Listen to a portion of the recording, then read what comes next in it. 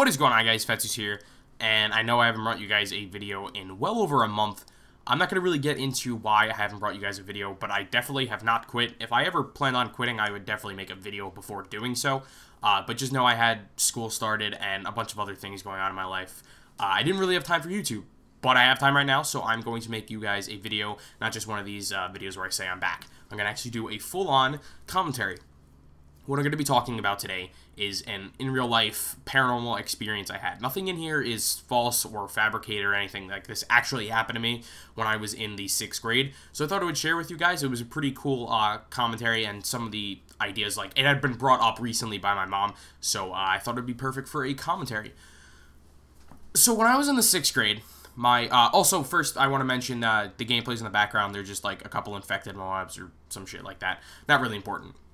So, like I said, when I was in the 6th grade, my great-uncle started to develop Alzheimer's. His wife had died, and his son was estranged, which means he didn't live with him or really stay in contact at all.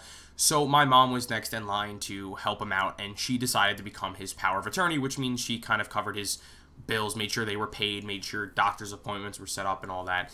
So every other weekend, we would drive down from New York, we would go to New Jersey, and we would just visit him, make sure everything was okay with him.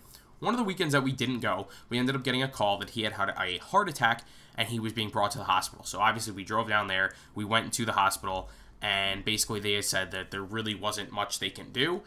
He wasn't dying that day, but it didn't really look like he was going to be living for much longer. So what my mom did as power of attorney is she decided to bring him here to Calvary Hospital, which is kind of a finisher hospital here in New York. Just remember that most of the staff here at this hospital, other than the doctors, obviously, were priests and nuns. That's kind of a worthy note for later on in the story. So he didn't really want to be brought from New Jersey to New York, but there really was no way that my mom could go back and forth on a consistent basis to New Jersey, because obviously she had a job and everything. So it was just a lot easier for him to be brought here to Calvary, and it would be a lot more comfortable for him too. So we brought him there. And once we brought him to the hospital, he had asked us to go back to his house and just pick up a few things. The ones of note would be a picture of him and his wife and a statue of Mary that his wife had brought him. So we drove to New Jersey, we picked up those things, and as we were driving back, we actually got into a car accident. Nothing too serious. It actually could have been a lot worse. The car that we had gotten into an accident with actually went up on 2 wheels, and we were scared. We thought it was going to fall over, but thank God it fell right back down, and no one was seriously injured. We didn't really think anything of the car accident after that. So we continued after that. We brought him the picture and the statue of Mary. About a week later, me and my mom, we went back to the hospital just to check in on him, and the nurse had stopped us, and she said that his daughter had stopped by, and it was so nice to see her in there with him, and how she looked exactly like his wife. The thing is, he didn't have a daughter.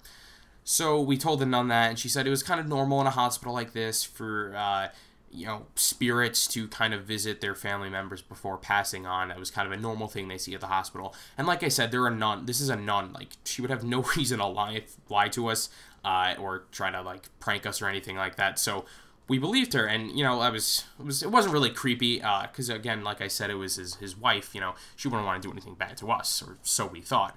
So about a week after that, my mom, in our dining room, right, we don't really eat in the dining room, we usually eat in our kitchen. So inside the dining room, there was a phone, and my mom she got a phone call, and she had been waiting for another phone call, because at the time, our grandmother was also in the hospital, so she thought it was an important call from a doctor. So my mom ran into the dining room, and when she ran, she tripped over something that was on the floor, and she had broken her foot in 3 places. In that room was also the Mary statue, by the way, because we had taken that out of the hospital room. And later on, when she had checked her phone, there was no missed calls on it, this was kind of creepy. So my uncle had passed on about a week after that. I know I keep saying that, but I'm not really sure the exact timing, because this was a while ago, but this all took place in about a month.